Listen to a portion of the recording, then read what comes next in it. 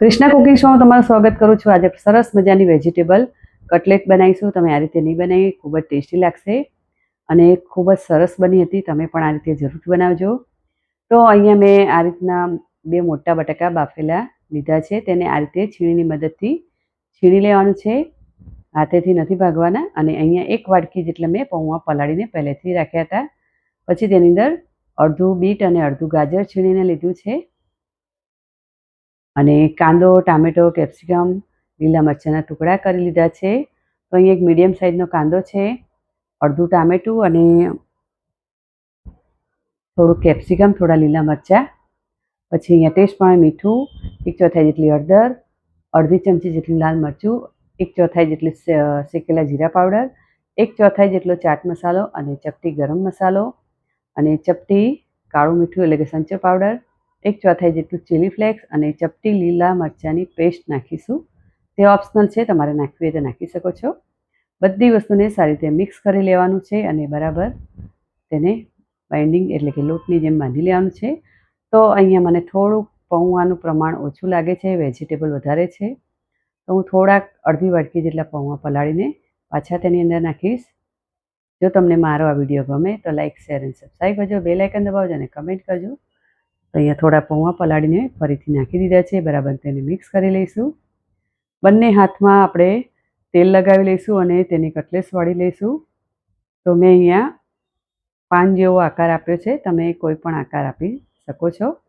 થોડી થિકનેસ રાખવાની છે, એટલે કે થોડી મોટાઈ, એટલે આ રીતનું તમે જોઈ શકો છો। પછી એને બ્રેડ ક્રમ્સમાં આ રીતે કોટ કરી લેવાનું છે બરાબર।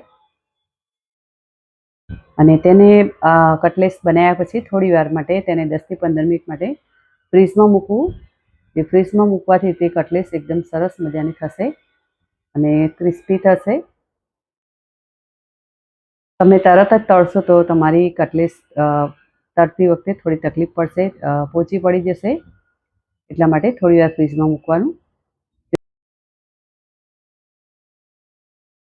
કરજો। તો આ રીતે બધી કટલેસ મેં બનાવી લીધી છે, તેને મેં થોડી વાર ફ્રીઝમાં મૂકી છે।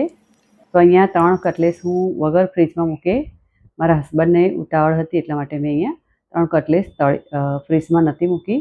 તમે જોઈ શકો છો આ રીતે તે તૂટી જાય છે, થોડીક બધા વેજીટેબલ્સ છૂટા પડી જાય છે, તો તેને ફ્રીઝમાં જરૂરથી મૂકજો। મેં અહીંયા બીજી કટલેસ ફ્રીઝમાં મૂક્યા પછી તળી છે અને આ 3 કટલેસ એમ જ તળી છે।